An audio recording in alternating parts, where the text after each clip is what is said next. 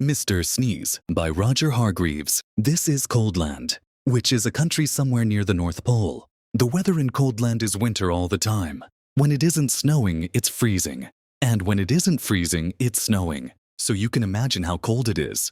Because it's so cold in Coldland, everybody who lives there is cold as well. You can tell if somebody comes from Coldland because everybody there has a red nose. And people in Coldland aren't the only ones with red noses. In Coldland, you can see red-nosed dogs chasing red-nosed cats chasing red-nosed mice. In Coldland, you can even see red-nosed elephants.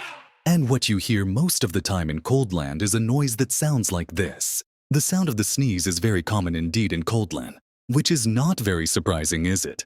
This is the story of Mr. Sneeze, who lived in a small snow-covered cottage in Shivertown, the capital of Coldland.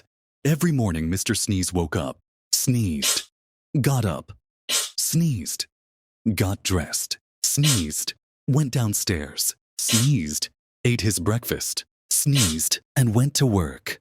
Still sneezing.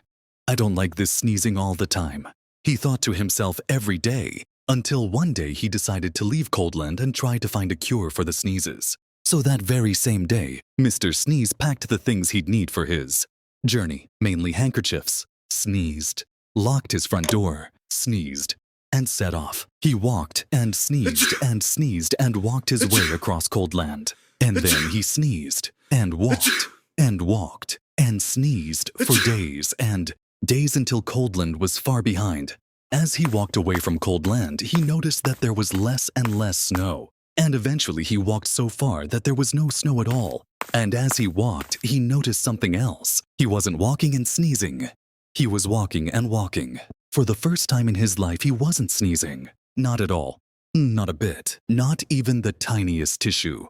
I wonder why I'm not sneezing, he thought to himself. But he must have thought his thought out loud to himself, because a voice behind him replied, "You're not sneezing because you haven't got a cold." Mr. Sneeze jumped, turned, and there behind him stood a wise old wizard.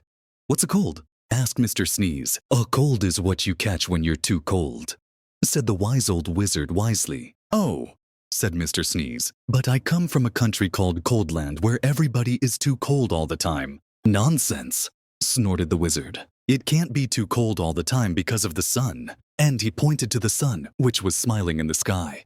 "But we don't have any sun in Coldland," said Mr. Sneeze. "No sun!" exclaimed the wizard. "How extremely extraordinarily extraordinary. We'd better do something about that then, hadn't we?" "Yes," agreed Mr. Sneeze, not quite knowing what the wizard was talking about.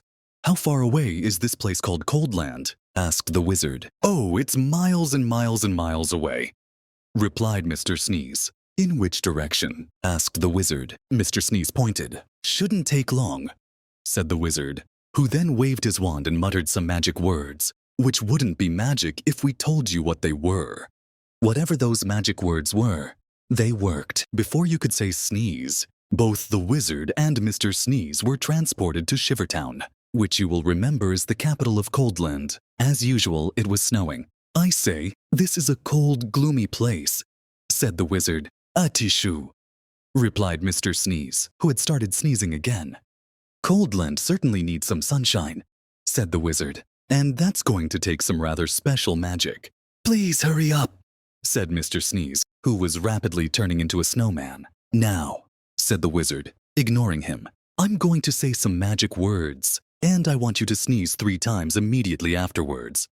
The wise old wizard then held up his magic wand and muttered some more magic words, which again wouldn't be magic if we told you what they were. "Atishu, Atishu, Atishu," sneezed Mr. Sneeze. Then quite suddenly, as if by magic, which indeed it was, the sun came out from behind the big black clouds, and it stopped snowing.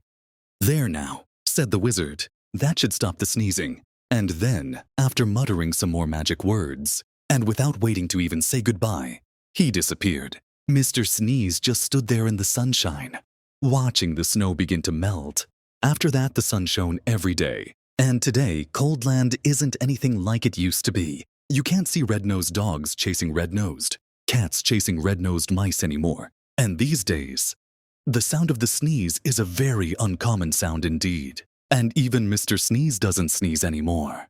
And that isn't the only thing different about Mr. Sneeze, as he discovered himself when he looked in the mirror one morning. Can you see what was different about Mr. Sneeze? It happened one other time too. See if you can find the page where that was.